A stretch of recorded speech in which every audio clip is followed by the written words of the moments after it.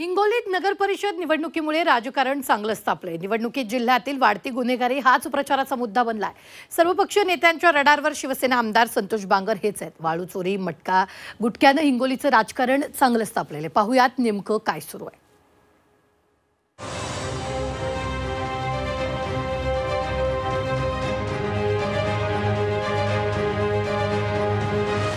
मटक्याला देसा लीड तर हिंगोलीचं होईल बीड। 15-15 टिप्पर त्यांच्या दारात उभे आहेत। ते काय एखाद्या मालवाहतुकीचे का? सगळे रेतीचे टिप्पर। घायवाळ नावाचा जो आंतरराष्ट्रीय गुन्हेगार आहे, हा गुन्हेगार सुद्धा इथं आमच्या हिंगोलीत येऊन गेला। मटका, गुटका, वाळू, भिव काही आहे म्हणजे बरं म्हणलं भाई मग सगळंच आहे, पण मी एखाद्या आड्यावर तर सापडलो नाही। राज्यात नगरपालिका नगरपंचायत निवडणुकीचा प्रचार शिगेला पोहोचलाय। महायुतीसह महाविकास आघाडीतील प्रत्येक पक्ष आपलाच पक्ष सत्तेत कसा येईल यासाठी जोमानं कामाला लागलाय।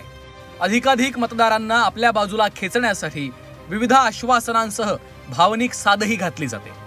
असं असताना हिंगोली नगर परिषदेत मात्र गुन्हेगारी हाच प्रचाराचा मुख्य मुद्दा बनलाय।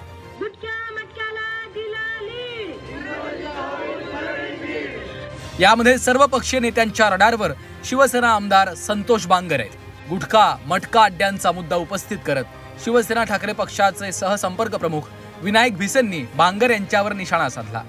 मटक्याला द्या लीड तर हिंगोलीचं होईल बीड, अशी बोचरी टीका भिसेंनी केली आहे। तो ऐसे दादागिरी करने वालों को आप अपना कीमती वोट देंगे? अगर किसी ने वोट दिया तो उससे बड़ा लाचार आदमी कोई नहीं होगा। ये ठीक है, ये होते रहेगा। अपन लड़ रहे हैं, ये गुंडागिरी के खिलाफ में लड़ रहे हैं। मराठी में हमने स्लोगन बनाया, मटक्याला देसा लीड तर हिंगोलीचं होईल बीड। ये इसका चलते रहेगा, इसके खिलाफ में हम लड़ते रहेंगे। पिछले 25 साल से लड़ रहे हैं और भी लड़ेंगे। अगर जिंदगी रही तो लड़ते रहेंगे। हिंगोली नगर परिषदेवर आपला झेंडा असावा या इराद्यानं महायुतीतील तिन्ही पक्ष इथं स्वबळावर लढतायत। वरिष्ठ पातळीवर मैत्रीपूर्ण लढतीची भाषा जरी होत असली तरी त्याच्या अगदी उलट चित्र हिंगोलीत दिसतंय। भाजपचे आमदार तानाजी मुटकुळे यांनीही संतोष बांगर यांना घेरलंय, तर मुटकुळेंच्या टीकेला बांगर यांनी उत्तर दिलं। आपल्याकडे सगळेच अवैध आहेत अशी कबुली दिली आहे, मात्र आपण कधी कुठल्या अड्ड्यावर तर सापडलो नाही म्हणत आमदार मुटकुळे आणि त्यांच्या मुलावर टीका केली आहे। पूर्णपणे बेकायदेशीर काम करण्याचं काम आमदार साहेबांचे लोक करतात। त्यांचे युवाचे जिल्हाध्यक्ष असो, आता एकेकाकडे 15-15 टिप्पर त्यांच्या दारात उभे आहेत।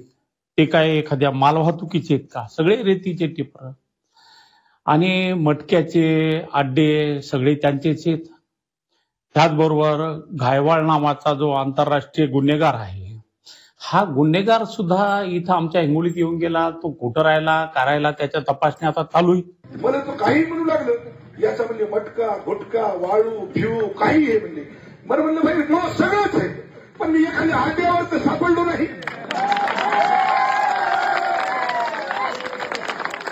काय चाल सांगा तुम्ही, सापडलो का एखाद्या आड्यावर? तुम्ही आड्यावर आणि तो बोल आड्यावर। अरे बुडून मर रे, बुडून मरा, बुडून पाण्या। हिंगोली नगर परिषदेच्या निवडणुकीत विकासाचा मुद्दा गायब झालाय। गुटखा, मटक्याच्या मुद्द्यानं प्रचाराचं मैदान तापलंय। त्यामुळे प्रचारातला हा मुद्दा मतदारांना कितपत रुचतो आणि मतदार राजा 2 डिसेंबरला नेमका कुणाच्या झोळीत मतांचं दान टाकतो हे पाहणं महत्त्वाचं आहे। हिंगोलीहून गजानन देशमुखसह ब्युरो रिपोर्ट, झी 24 तास, मुंबई।